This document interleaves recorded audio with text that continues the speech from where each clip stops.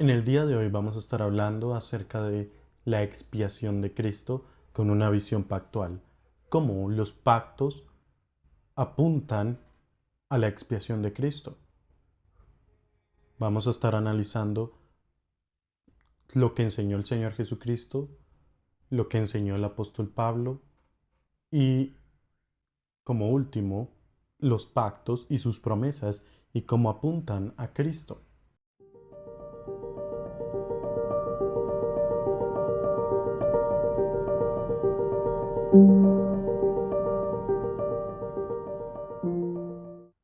Muy buen día para todos. En el día de hoy vamos a estar hablando de la expiación de Cristo bajo la teología pactual, entendiendo la teología pactual como esa continuidad del Evangelio.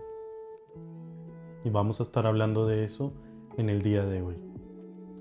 Para comenzar hay que decir que no se alcanza a entender la magnificencia de la expiación de Cristo en la cruz si no hablamos del pacto. Si bien el Señor Jesucristo no habló mucho durante su ministerio con términos pactuales, que es una crítica que tiene la teología pactual, que en ninguno de los evangelios se nota mucha terminología pactual, pues sí lo hay en el aposento alto. Y de todas formas, una respuesta para esas personas es decir que el Señor Jesucristo tampoco habló en términos mesiánicos. Él no se atribuyó en sus enseñanzas ser el Mesías. Él no se atribuyó ser el enviado de Dios en sus enseñanzas. No utilizó términos mesiánicos, pero sabemos que Jesucristo es el Mesías. Fue crucificado por eso. Y así como sabemos que Jesucristo es el Mesías, sabemos que Cristo es el nuevo pacto. Porque Él mismo lo dijo en el aposento alto. Y voy a empezar por ahí. En la institución de la Cena del Señor, el aposento alto, Mateo 26, Marcos 14 y Lucas 22, en todos los tres evangelios hablan de una comunicación explícita y clara de Cristo con sus discípulos en un ambiente cerrado, pero haciendo referencia al pacto. Este es el nuevo pacto en mi sangre. Eso dijo el Señor Jesucristo. ¿Cómo debemos entender esas palabras? Bueno, el Señor Jesucristo de antemano estaba haciendo referencias a profecías del Antiguo Testamento, sobre todo del profeta Jeremías. Pero profundizando más en esta frase del Señor, vemos que ya se había dicho antes esta frase: este es el nuevo pacto en mi sangre. Y para eso vamos a empezar a ver en toda la historia sagrada cómo el pacto está presente en todos los tiempos y ver que se continúa independientemente del tiempo que las escrituras nos muestren. Para esto nos vamos a ir a Éxodo 24:8. Dice así. Voy a leer desde el versículo 6. Éxodo 24, 6 al 8.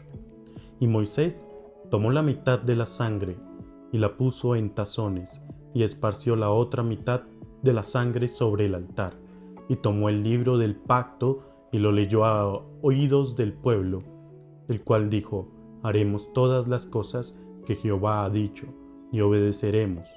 Entonces Moisés tomó la sangre y roció sobre el pueblo y dijo: he aquí la sangre del pacto que Jehová ha hecho con vosotros sobre todas estas cosas. Vemos que el Señor Jesucristo estaba citando a Moisés, estableciendo el pacto de Dios con Israel. Solo cambia una cosa. Moisés dice: esta es la sangre del pacto de Dios. Cristo dice: esta es mi sangre en el nuevo pacto. ¿Mm? Vemos que son casi idénticas. ¿Y por qué hace esta referencia al Señor? Porque el Señor quería explicarle a los discípulos qué es lo que iba a pasar el día después, el día de su muerte. ¿Por qué el Señor cita a Moisés? Vamos a irnos unos versículos antes para ver lo que pasó antes de que Moisés rociara la sangre sobre el pueblo. Versículo 4 de Éxodo 24. Y Moisés escribió todas las palabras de Jehová, y levantándose de mañana, edificó un altar al pie del monte, y 12 columnas, según las 12 tribus de Israel, y envió jóvenes de los hijos de Israel, los cuales ofrecieron holocaustos y becerros como sacrificios de paz a Jehová. Vemos que antes que Moisés rociara la sangre, esa sangre venía de un sacrificio. Venía de sacrificios de paz del pueblo de Israel. ¿Qué es lo que pasó en la cruz? Un sacrificio de expiación de pecados. Y la sangre de ese sacrificio nos limpia del pecado. Así que vemos una perfecta analogía de Cristo en el momento del pacto de Dios con Israel por medio de Moisés. Vemos que la sangre en el pacto de Moisés simboliza limpieza, simboliza ese sello pactual, pero antes había pasado un sacrificio. Y es por eso que Cristo cita a Moisés, para que sus discípulos entendieran que esa sangre de Él, mi sangre es el nuevo pacto, no podía pasar sin un sacrificio. Y de aquí de Moisés nos vamos al apóstol Pablo para seguir viendo que en todos los tiempos bíblicos está el pacto presente. Primera de Corintios 11. El apóstol Pablo le envía una carta a la iglesia de Corinto que era reconocida por ser un poco desordenada en la cena del Señor. Y el apóstol Pablo ratifica la institución de la cena del Señor en la iglesia de Corinto. Dice lo siguiente, 1 Corintios 11, 25. Asimismo, tomó también la copa, después de haber cenado, diciendo: Esta copa es el nuevo pacto en mi sangre. Haced esto todas las veces que la bebiereis en memoria de mí. Vemos como el apóstol Pablo utiliza las mismas palabras del Señor Jesucristo, ratificando el nuevo pacto del Señor en la sangre de Cristo. ¿Por qué utilizo este texto? Es conocido, lo escuchamos cada vez que comemos la cena del Señor, pero ¿por qué de Cristo voy a Moisés y de Moisés voy a Pablo? Para ver la armonía que tiene el pacto en el Evangelio. Vemos que en el ministerio del Señor Jesucristo en la tierra hay conocimiento de un pacto. Vemos que en el ministerio de Moisés con el pueblo de Israel en el Éxodo hay un pacto. Y vemos que en la institución de la iglesia con el apóstol Pablo hay un pacto. Y vemos que todos están conectados. Habiendo visto esta armonía, ahora vamos a ir pacto por pacto, viendo las promesas de estos pactos que Dios hizo con personajes bíblicos y viendo cómo estas promesas apuntan a la expiación de Cristo. Y en este caso, en este tema en particular, expiación de Cristo, todos los pactos apuntan a Cristo. Vamos a comenzar por el pacto de Adán. El pacto que Dios hizo con Adán, Génesis 2, en el cual Dios establece una relación estrecha con Adán. Es decir, de toda su creación, el hombre tiene una relación personal con Dios. Un perro no tiene una relación personal con Dios. Alaba y glorifica al Señor cumpliendo el rol por el cual el Señor lo creó, sí, pero no tiene una relación estrecha personal con el Señor. Un árbol glorifica al Señor cumpliendo el rol por el cual el Señor lo creó, sí, pero el árbol no tiene una relación personal con el Señor. Pero el hombre sí tiene una relación personal con el Señor. Y esa responsabilidad nos lleva a tener mayordomía en la creación. Es por eso que no podemos creernos en una pirámide por encima de todos. Ese atributo, esa relación personal que el Señor nos deja tener con Él, también se convierte en una responsabilidad sobre la creación. Y es por eso que en el pacto de Adán es necesario ser específicos en el tema de que Dios establece una relación entre el hombre y Él. Sin embargo, debido a la caída de Adán al pecado, se crea la necesidad de volver a la presencia del Padre, a esa presencia perfecta y eterna. Entonces, ¿cuál es el pacto de Adán? ¿Cuál es el pacto de Dios con Adán? La relación personal entre el hombre y Dios. Se dañó por el pecado. Y es por eso la necesidad de Cristo. Y aquí es donde se apunta a la expiación de Cristo.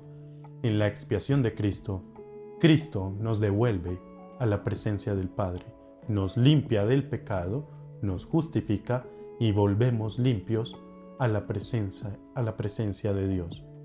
Es por eso que el apóstol Pablo se refiere a Cristo en la carta de los Romanos como el segundo Adán. Así como Adán desobedeció y cayó, Cristo obedeció y nos regeneró, nos justificó y nos devolvió a la presencia del Padre. Entonces ya vemos que en este primer pacto la promesa apunta a una nueva creación en Cristo, a un nuevo nacimiento, a una regeneración en Cristo. Así que, entendiendo este primer punto, podemos decir que el pacto de Adán establece una promesa de una nueva creación en Cristo, y esta nueva creación en Cristo se da en la expiación. Un segundo pacto, muy conocido, pero poco utilizado doctrinalmente, el pacto de Noé, el pacto de Dios con Noé. Y es que en la situación del diluvio podemos ver el obrar de Dios con la humanidad. Y es que Dios escoge al que salva, no es el hombre. Sí, Noé tenía temor de Dios, claro que sí.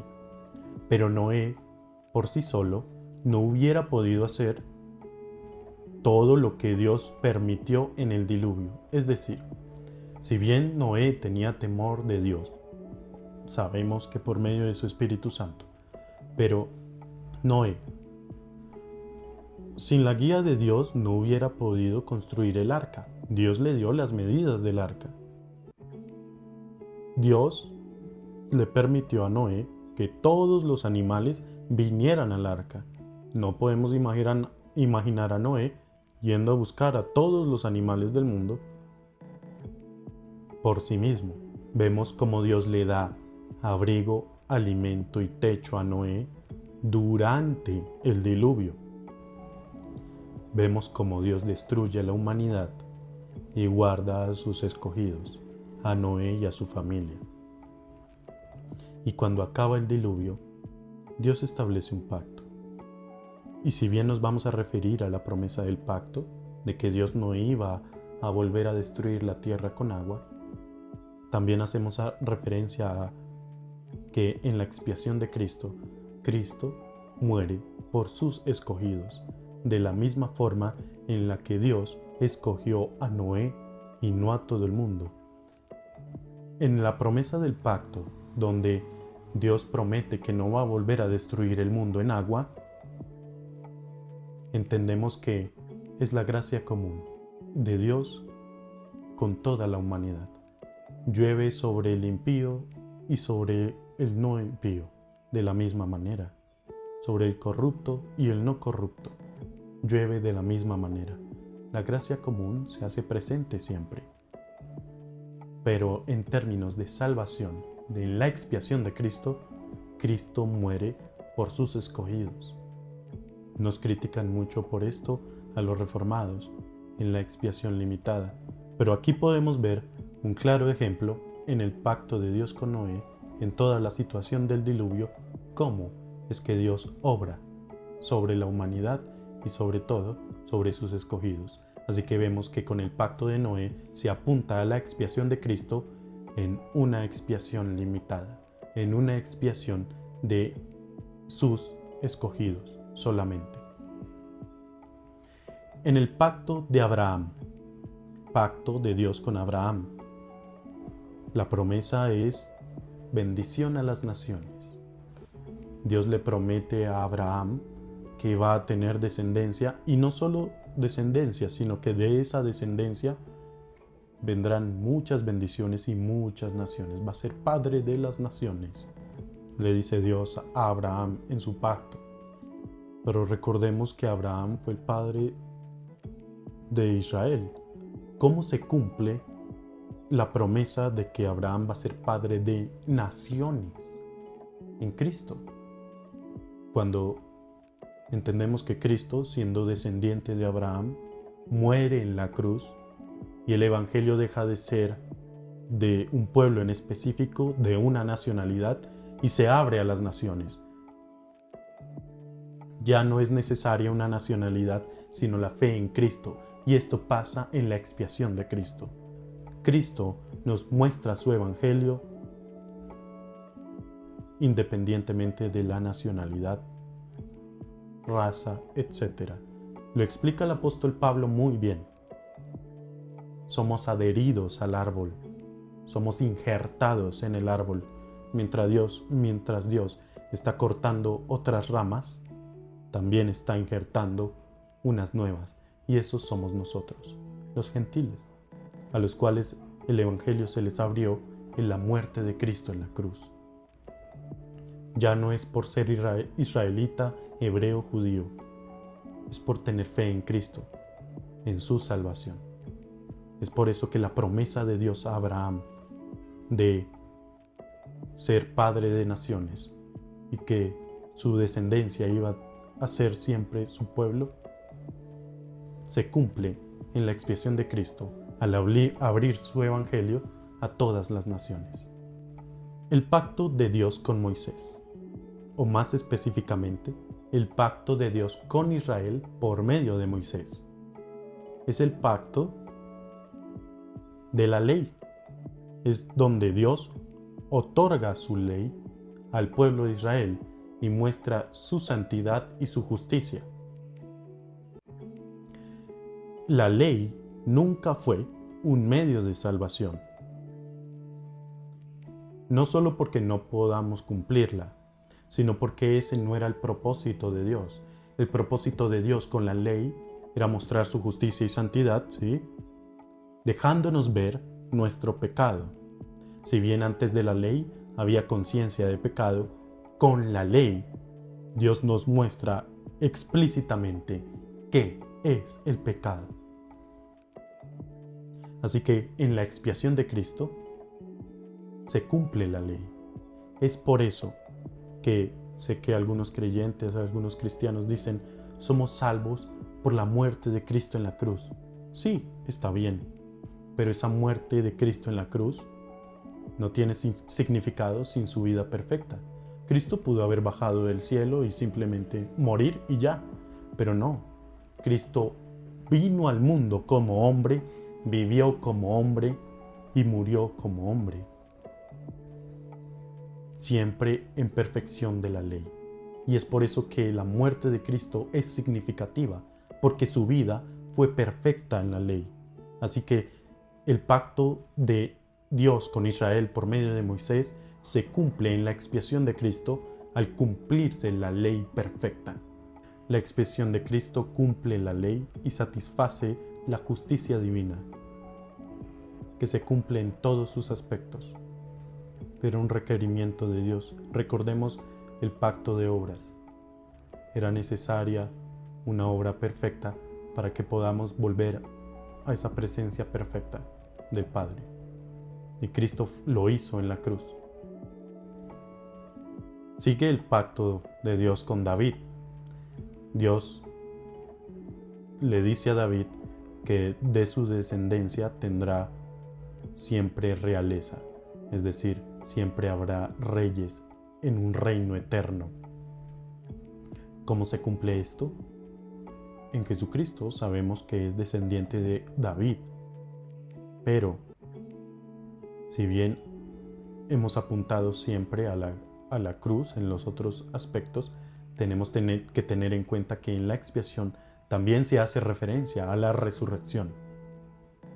Cuando Cristo resucitó, ascendió y vivió eternamente, sigue vivo hasta el día de hoy, se cumple el pacto de Dios con David al establecer que siempre habrá un rey eterno en un reino eterno de su descendencia. Y es así como se cumple la promesa del pacto de David en la expiación de Cristo también, en su vida eterna como rey de un reino eterno. Por último, el nuevo pacto que el profeta Jeremías nos presenta en el capítulo 31. Y quiero hacer referencia sobre todo al versículo 34. Jeremías 31, versículo 34. Voy a leer desde el versículo 31. Versículo 31 al 34.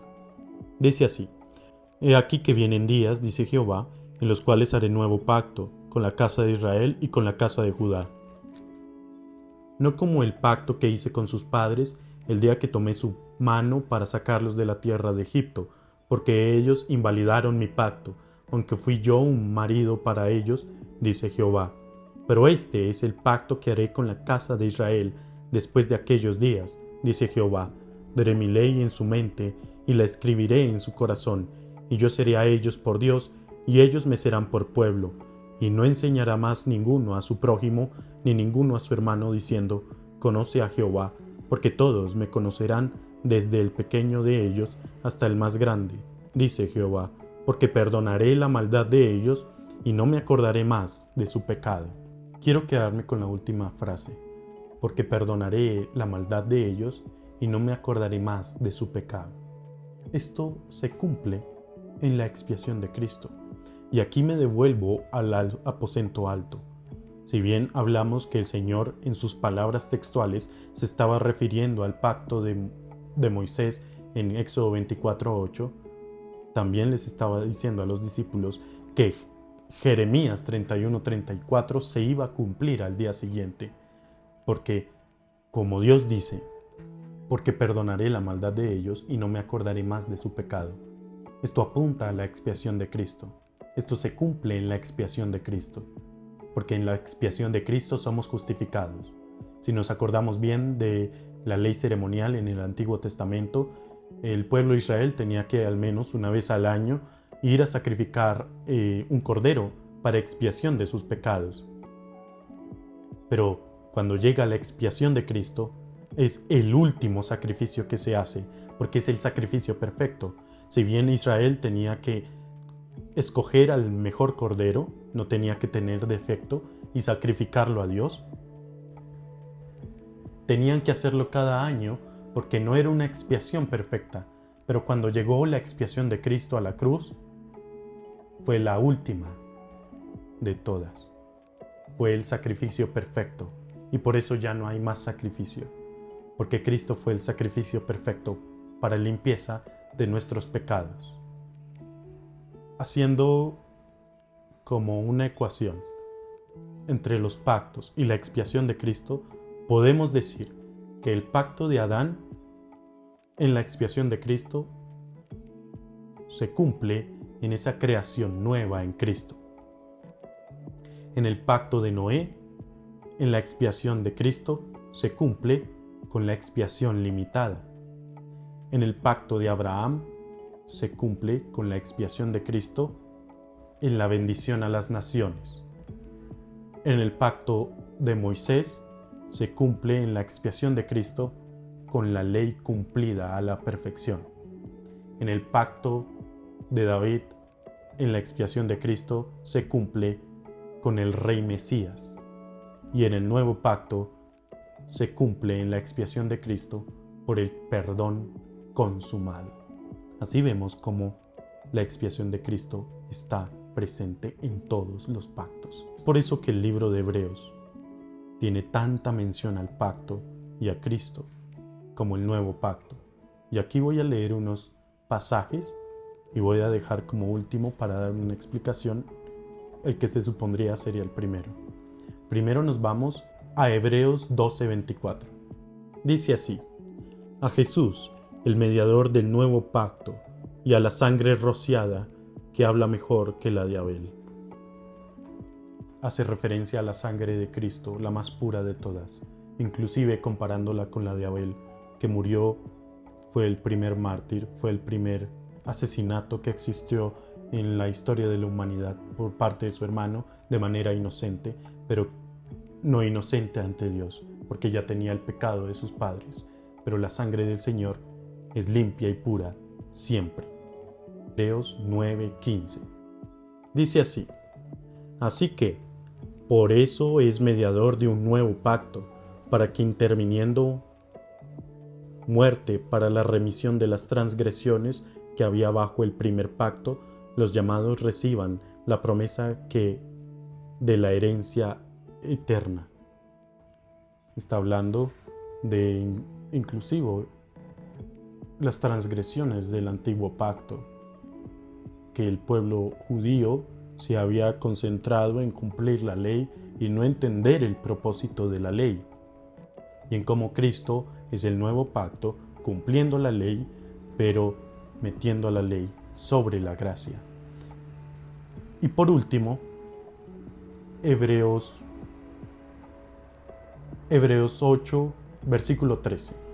Hebreos 8:13 dice lo siguiente: al decir nuevo pacto, ha dado por viejo al primero, y lo que se da por viejo y se envejece está próximo a desaparecer. Y aquí utilizo este versículo para volver a explicar, y lo voy a repetir una y otra vez para que quede claro y no se preste para malinterpretaciones. Y es que, si bien se está refiriendo al viejo pacto, dice que está pronto a desvanecerse. Y es porque voy a utilizar la analogía del libro de Gálatas con los judaizantes, cuando los judaizantes exigían la circuncisión para los nuevos creyentes en Cristo. A lo que Pablo les decía que no, porque la circuncisión ya no tenía ningún significado. Pero la circuncisión en sí, la física, ya no tiene ningún significado, pero el significado de la circuncisión claramente sigue vigente, y el apóstol Pablo lo hizo saber sobre todo en varios pasajes de Romanos y en Colosenses también, diciendo el bautismo es circuncisión. Entonces, aquí, utilizando esta analogía, vemos que si bien la señal física ya no tiene validez, es porque su significado se unió a una nueva señal, el bautismo. Eso mismo pasa aquí. El viejo pacto se une al nuevo. Tampoco podemos decir que son idénticos, pero sí tampoco podemos separarlos, cortarlos, porque tienen una relación directa. Se complementan el uno al otro. El viejo pacto lo instituyó el Señor por sus labios. Dijo pacto perpetuo. Es por eso que se une al nuevo pacto. No podemos ni decir que son iguales, pero tampoco separarlos. Las promesas del antiguo pacto se unen al nuevo. Así como el ejemplo que acabo de dar de la circuncisión.